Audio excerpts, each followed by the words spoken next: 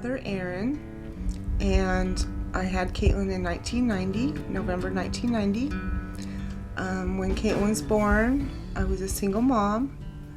Her father had left, and since then I've had one other daughter, Christiane, and she was adopted by a family who now lives in Northern California.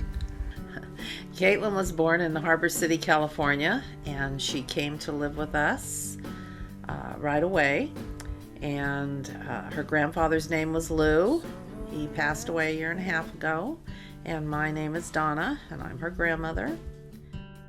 I'm Tammy. I'm one of Caitlin's best friends. And I met Mary in middle school. She was a grade younger than me. And Mary was a wild one.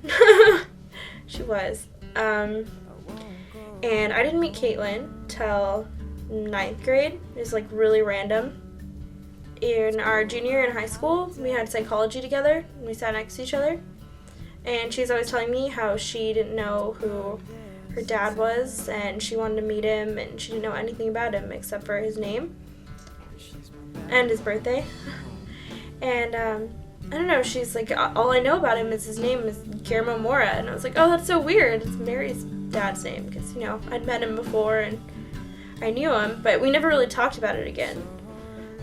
In our senior year, we sat next to each other in stats, and one day she was telling me how she looked up online on like Ancestry.com or like Family Tree, one of those websites, anyway, that she put her dad's name in, and like all these cities came up where she knew he had lived, and like her possible relatives one was Lisa Mora. And she looked up Lisa Mora online in MySpace, thinking like, oh, maybe this is my sister. And I was like, oh, that's Mary's mom's name. And then, I don't know, she freaked out and called Mary. I am Cheryl. I am a friend of both Mary and Caitlin. So both of these girls were my best friends at different parts of my life. And one day, Caitlin came up to me at Torrance High and said, I think that Mary might be my sister. Like, I think I found my father. And I was kind of in shock. I didn't really understand what she meant by that, but she asked for Mary's number, and I said, hey, like, go ahead. I didn't really think that anything would come of it. I thought, she had found out that, they have the same name or something, and so, like, we must be sisters, but people have the same name. I don't know, I didn't think it was legit, but then they found out that it was, which was really crazy for me, because all of a sudden found out that two of my best friends were sisters.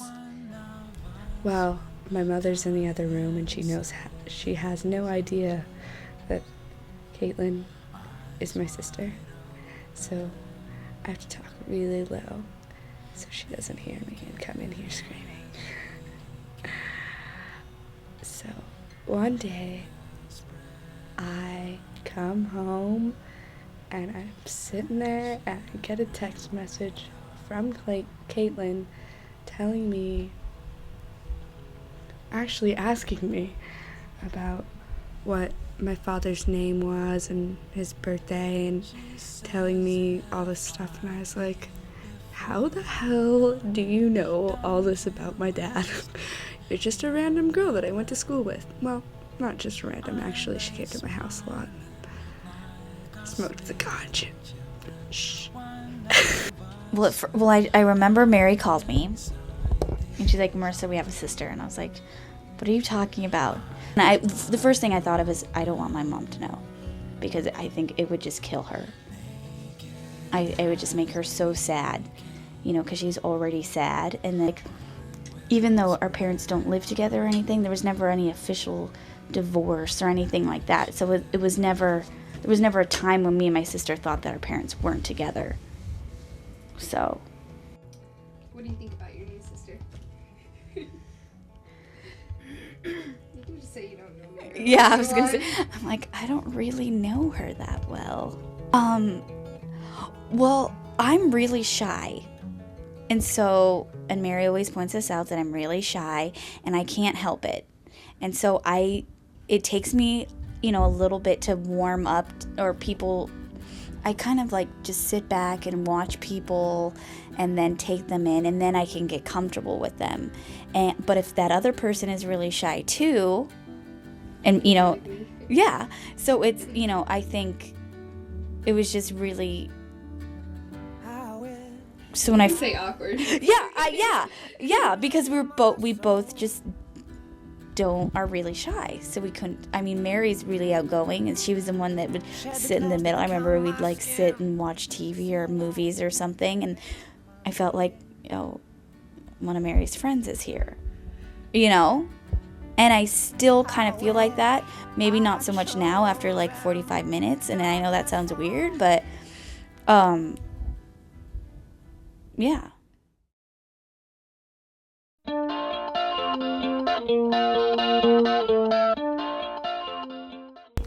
About 8 months after I found out about Caitlin, I found out that I had a brother that was given up for adoption, who is 13 months younger than me. And my mom walked into my room and she's like, "Oh, I just got a phone call, and yeah, you have a brother and he wants to meet you." She's really good at breaking the ice, So we just start laughing our asses off, and she's like, "It's not funny," and we're like laughing so hard because she doesn't know about Caitlin, which is hilarious. Me and Mary, when our mom told us, we were crying of laughter. We were super excited. From the first moment I met him, I yelled at him and argued with him because he always thinks he's right, and I happen to always be right.